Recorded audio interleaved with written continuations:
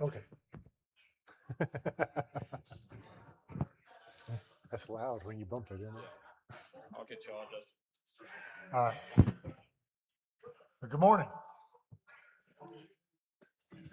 Good to see you this morning.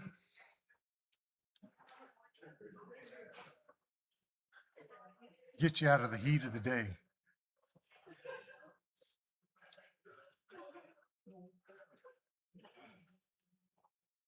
Hope you guys have had a good week this past week. Been able to stay cool, get out of the heat of the day. This morning, I want to begin our class by looking at a passage in Matthew, and hopefully, this is not just my brain that runs randomly by thinking these things. Maybe we'll make a connection here. But if you have your Bibles, turn to Matthew chapter 10. I want to be able to look at a passage in Matthew to begin the class. As you know, we're going through the Bible, and we've been lately looking at the book of Numbers. Last week, I think Brandon preached on Numbers chapter 16, the spies going into the promised land and viewing the land. And we're going to kind of look at that a little bit as we review a little bit this morning and head into some other things, some other ideas. Somebody read for me, please, Matthew chapter 10, verses 24 through 28.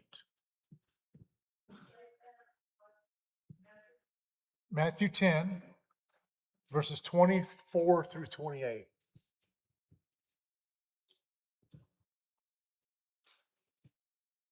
Go ahead, Mark, if you would.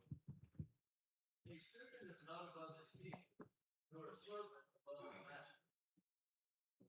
It is enough for the student to be like his teacher, the servant like his master. If the head of the house has been called Beelzebub, how much more the members of the household? So do not be afraid of them. There is nothing concealed that will be disclosed, or hidden that will not be made known. What I tell you in the dark, speak in the daylight. What is whispered in your ear, proclaim from the roofs. Do not be afraid of those who kill the body, but cannot kill the soul. Rather, be afraid of the one who can destroy both soul and body. All right. Now we understand that Jesus is talking to his disciples and he's wanting them to, essentially, saying that, a disciple is supposed to try to emulate his teacher. And even in Jesus's day, he received a lot of ridicule, and he understands that they're going to receive a lot of ridicule. And in that last verse, that verse number 28, is the one I want to be able to look at. He says, "Don't fear those who can do what? They kill the body, but afterwards can do what? They don't do anything, right? They don't do it. They don't do anything after they kill the body, but rather fear him who can destroy both soul and body in hell." Who is that? All right, what type of fear are we talking about?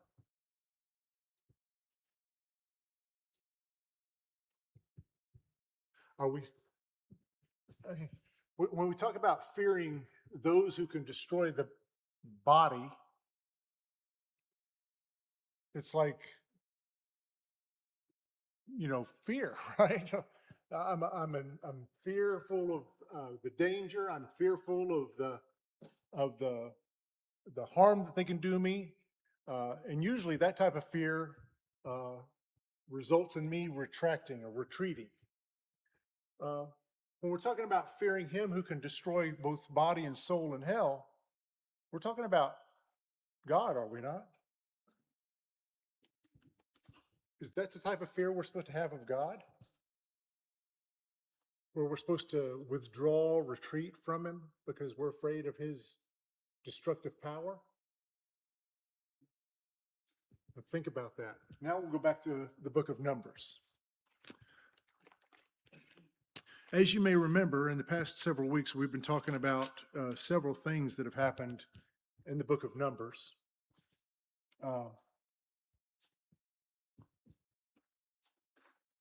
In Numbers chapter 14, as way of review, the children of Israel have come out of the land of Egypt. And in verses 6 through 9, we have the fact that some of the spies in Numbers chapter 13, they go into the land, the promised land, to spy it out, and 10 of the spies come back with a bad report. In Numbers chapter 14, it says there at the beginning of verse 6, Joshua the son of Nun and Caleb the son of Yefuneh, who were among those who had spied out the land, tore their clothes, and they spoke to the congregation of the children of Israel, saying, the land we passed through to spy out is an exceedingly good land. He'll bring us into it, talking about God, and he'll give it to us, a land which flows with milk and honey. Only do not rebel against the Lord, nor fear the people. This is that type of fear we were talking about there in Matthew chapter 10. Don't fear those who can kill the body, but afterwards can do nothing. That's what these people are. Don't fear them. Continuing on in verse 9, for they are our bread. Their protection is departed from them, and the Lord is with us. Do not fear them. Now, understand the Israelites had just seen a lot of stuff happen from God. They witnessed the plagues that went through Egypt. They witnessed God's mighty power. They saw God depart the Red Sea, and the Israelites were able to go through on dry ground, not muddy soil, dry ground, and they saw the Egyptians get drowned in the midst of the Red Sea. They see all of this power, and yet when they are given this opportunity to fulfill God's promise, they're not willing to believe Joshua and saying their protection has left them, meaning our protection's still with us. Their protection has left them. We're able to go in there and conquer it because God, who's showed you all of his mighty power, has told you that we can go in there and conquer it. They don't yet fear the Lord. Now, the way I'm thinking about this relationship with the Israelites in their development with their relationship to God, uh, I don't know if you remember maybe when you were raising your children, there was a time when you were able to say, uh, don't touch that. Don't touch that. And they kept poking at it. And then you have to raise your voice and say, I told you don't touch that. And then that's when they jump back in fear, right? This is their relationship with God. He's trying to tell them they can enter the promised land. They can enter the promised land. They can enter the promised land. And they keep refusing and they keep refusing and they keep refusing. And eventually his wrath comes out. Look at verses 11 and 12. Uh, God feels this rejection from the people. In Numbers 14, verses 11 and 12. The Lord said to Moses, how long will these people reject me? How long will they not believe me? With all the signs which I performed among them, I will strike them with a pestilence and disinherit them. I will make of you a nation greater and mightier than they. The Lord is frustrated with the people. Just like a parent with their child, sometimes they get frustrated. I've tried to coax them along. I've tried to nurture them along. He's tried to show them his love. He's provided them with bread from heaven. He's provided them with water when they ask for water, and yet they keep rejecting him. In verses 17 through 23 in Numbers 14, it talks about the Lord's abundant mercy. Somebody read verses 17 through 23. I think it's important that we go back through this, but it's talking about his mercy and his kindness. Anybody got that? Go ahead, Melissa, please. And now, please let the power of the Lord be great, as you have promised, saying, the Lord is slow to anger and abounding in steadfast love, forgiving iniquity and transgressions. But he will by no means clear the guilty, visiting the iniquity of the fathers on the children to the third and the fourth generation. Please pardon the iniquity of this people according to the greatness of your steadfast love, just as you have forgiven this people from Egypt until now. Then the Lord said, I have pardoned according to your word. But truly, as I live, and as all the earth shall be filled with the glory of the Lord, none of the men who have seen my glory and my signs that I did in Egypt and in the wilderness, and yet have put me to the test these 10 times and have not obeyed my voice shall see the land that I swore to give to their fathers, and none of those who despise me shall see it. All right. There's several things I noticed about this passage. Uh, First of all, it talks about his his patience and his mercy. Uh, Melissa, your passage said it's slow to anger. Uh, New King James Version says he's long suffering. The Lord really wanted to bless the people. He really wanted to give them promised land. And it hurts him that they reject him. Now, it probably hurts God in a different way than it hurts you and I, but rejection of any sort hurts people. And, and God feels that, and it really pains him that he's not able to give them the promised land because of the rejection. Uh, but a lot of times when I think about this, we understand that this is the beginning of that 40 years in the wilderness. And the people that went in there to spy out the land, and those that were of age when they exited the land of Egypt, they're not going to go into the promised land. And I think about how many blessings that we sometimes uh, don't enjoy in our lives because of our failure to be obedient to the Lord. Now, later on, we can go through our life and we can later on become obedient, after we've gone through our rebellious teenage years and maybe our early 20s and stuff like that. But time past is time past. You can't recoup that. I mean, you can receive so many more blessings in your life the sooner you become obedient. These people could have received the promised land here and now, but they're going to have to endure some time in the wilderness. The ones who are of age, 40 years and above, we're not going to go see the promised land. So, we need to be able to take a lesson from these people that they rejected me, and you might receive some blessings later on in life, but there's always going to be a punishment for disobedience. There's always going to be a delayed delayed blessings, I guess you could say, for disobedience. All right, let's go over to Numbers chapter 16. Now we go to where Korah incites a rebellion against Moses and Aaron. We talked a little bit about this last week, about Korah's rebellion. Can you tell me anything that you remember about this rebellion? Do I?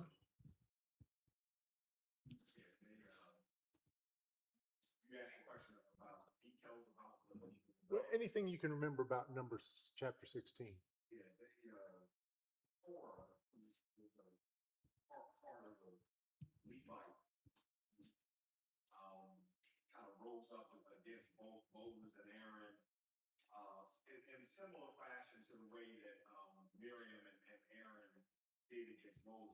Kind of saying, "Look, we're all God's holy people. Why are you exalting yourself above us as if you're somehow different?" Sort of questioning his appointment to lead the nation. So God was not pleased with that, and they suffered pretty significant punishment.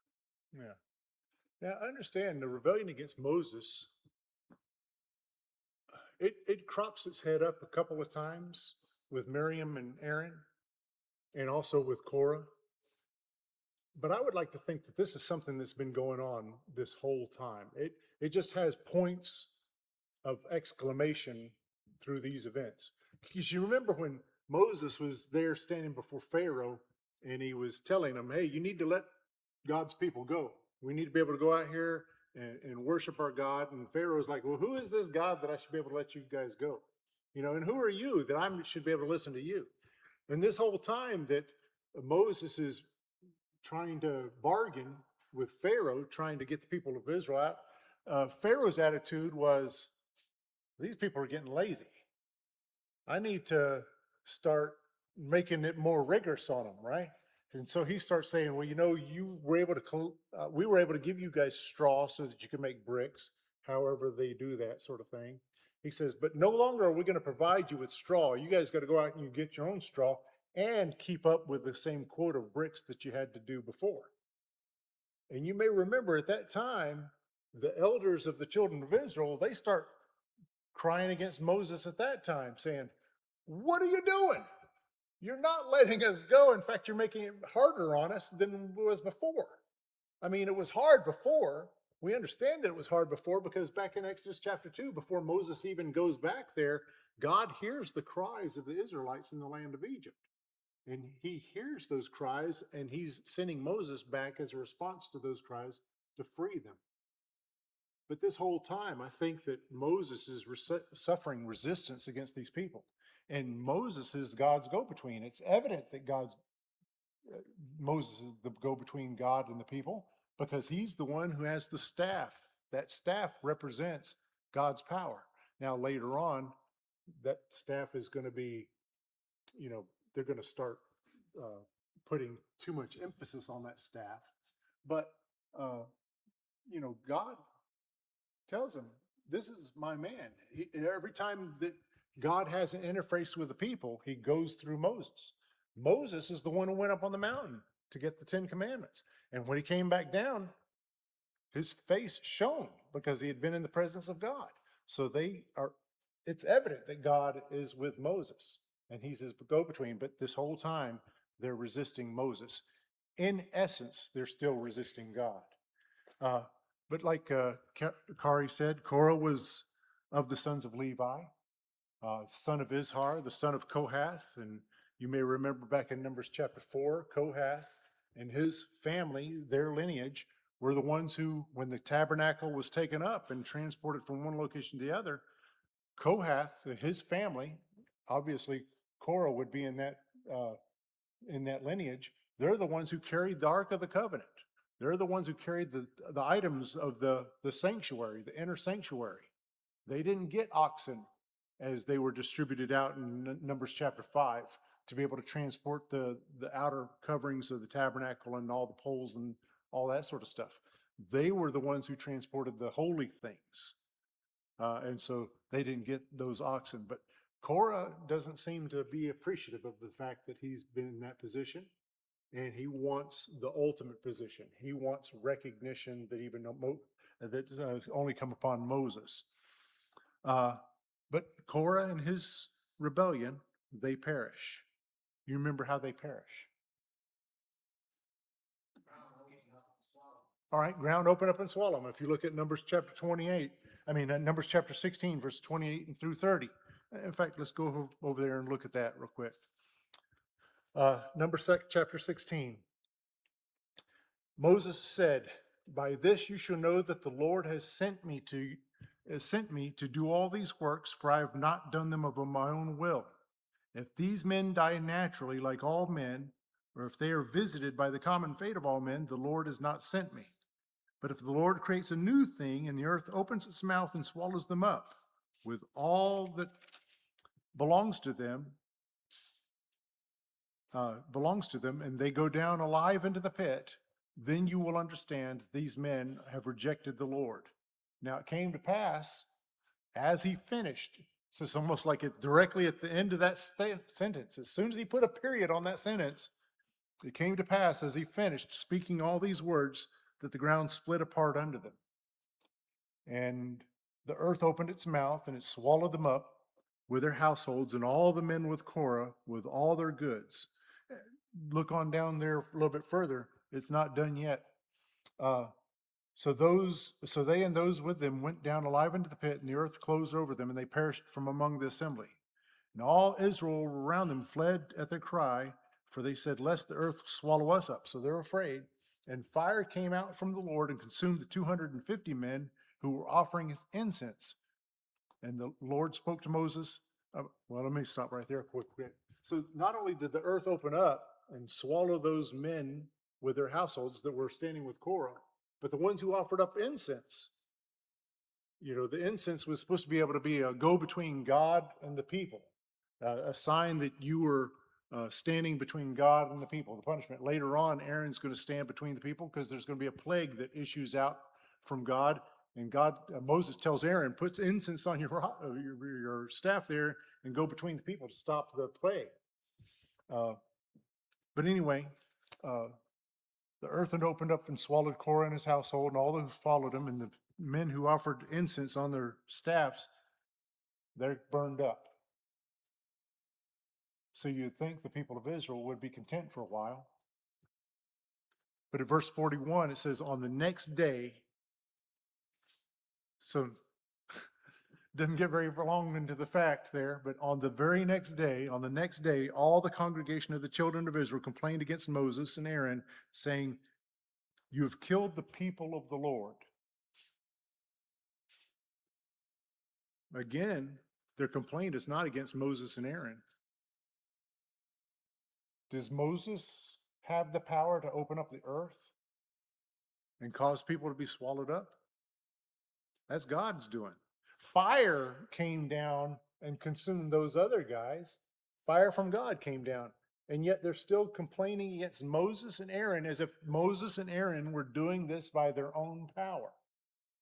It's not the power of Moses and Aaron. They're trying to put a face upon it. But it's not Moses and Aaron that's doing this, it's God.